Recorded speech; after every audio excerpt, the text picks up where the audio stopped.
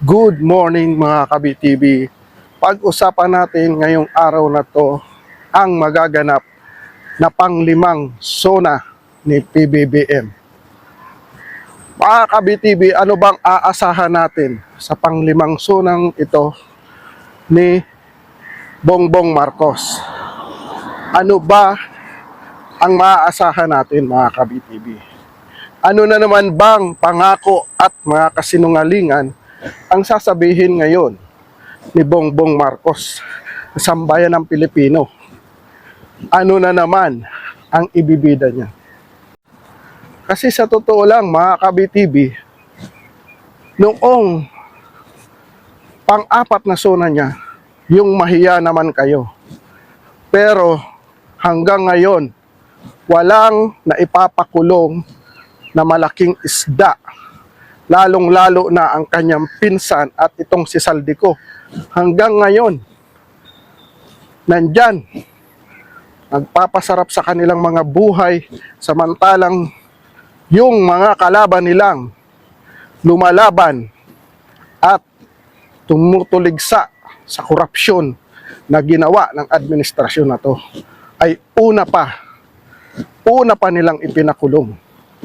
Katulad ni Senador Jinggoy Estrada, Senador Marcoleta, at dating Congressman Mike Defensor. At yung mga vlogger na pro Duterte.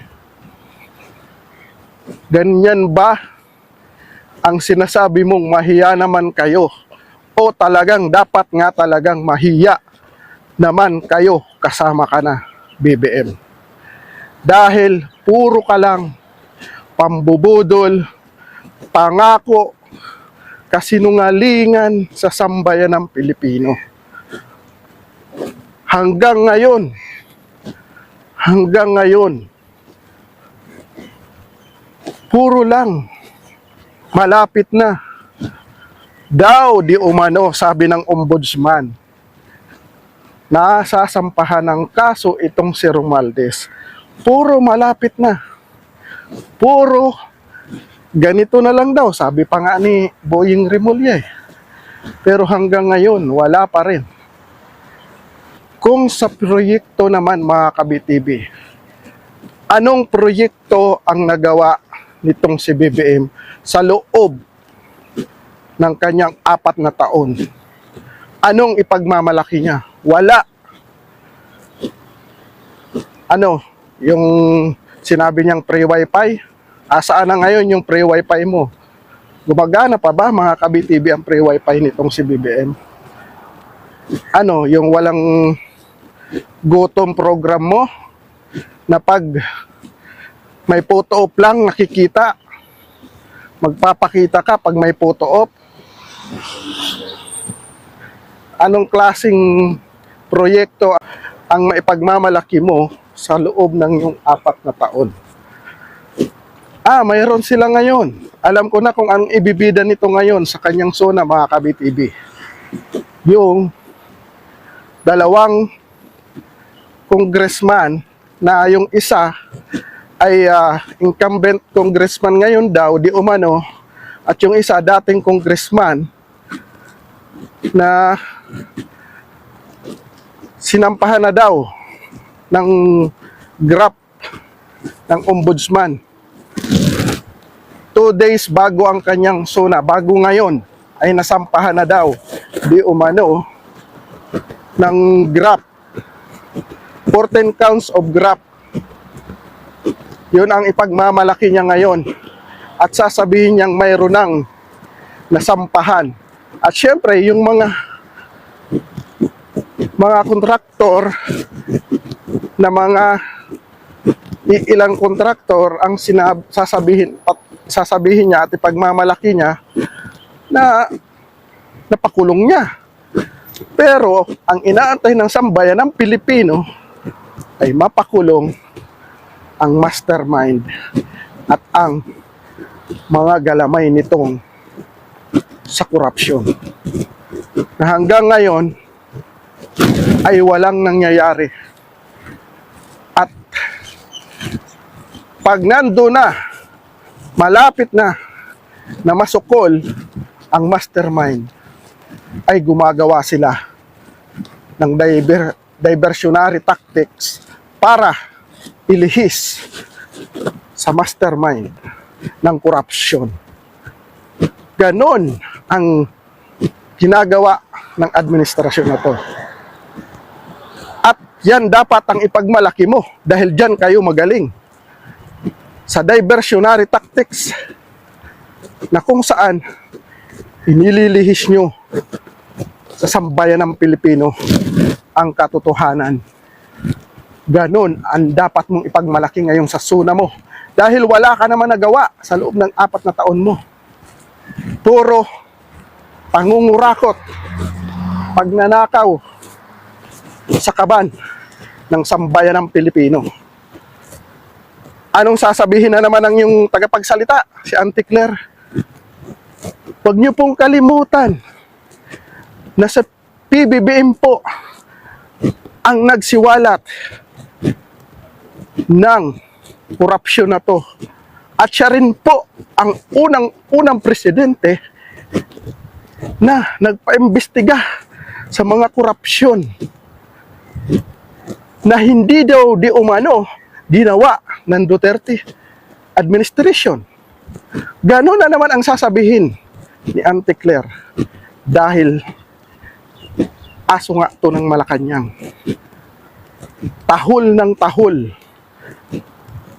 At pag binatuhan ni BBM ng boto, talagang tatahol siya ng tatahol itong tagapagsalita ng Malacanang. 2 taon na lang po mga ka-BTV ang inaantay natin para mapalitan na itong si BBM. Ano na naman kaya ang ibibigay niyang kasinungalingan at pangako sa sambayan ng Pilipino sa kanyang SONA ngayong araw na to mga ka-BTV? Sa bagay mga ka-BTV, mulat na ang sambayan ng Pilipino sa lahat ng kasinungalingan at pambubodol ng administrasyon nitong si BBM.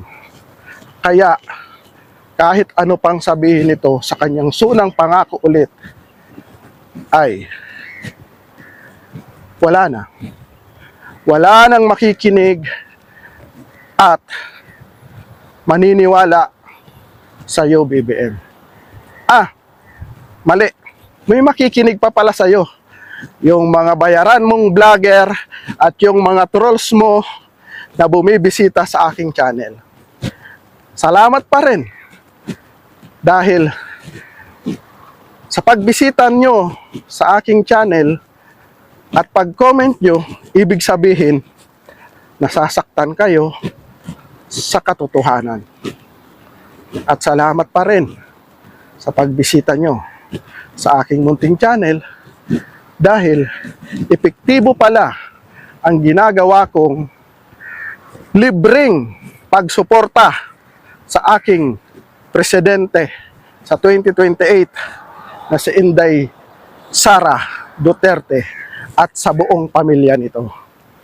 Salamat din sa inyo mga trolls. At nabibisita nyo ang aking channel. Patunay lang na talagang marami kayo. Lalo na pag ang content ng kalaban nyo ay sapol na sapol kayo, hindi nyo mapigilan ang sarili nyo na bumisita at magkomento sa aking mga upload video. Salamat din sa inyo mga trolls. Kahit papano ay nailalabas nyo ang inyong scripted na opinion. Balik tayo kay BBM. Ano na naman ang sasabihin niya sa kanyang mga kasamahang buaya? Ano na naman ang sasabihin niya sa kanyang mga galamay sa pagnanakaw ng kaban ng bayan? Sasabihin niya na naman ba, mahiya naman tayo. O baka, yun na ang sabihin niya. Mahiya naman tayo. Yun ang mas maganda niyang sabihin, mga ka-BTV. Abangan natin, mga ka-BTV, ang exciting na naman na kasinungalingan nitong si BBM ngayong kanyang panglimang SONA ngayong araw na to. Hanggang dito na lang po, mga ka-BTV. And always remember, God is good all the time. God bless us all. BTV React is now signing off. Bye-bye.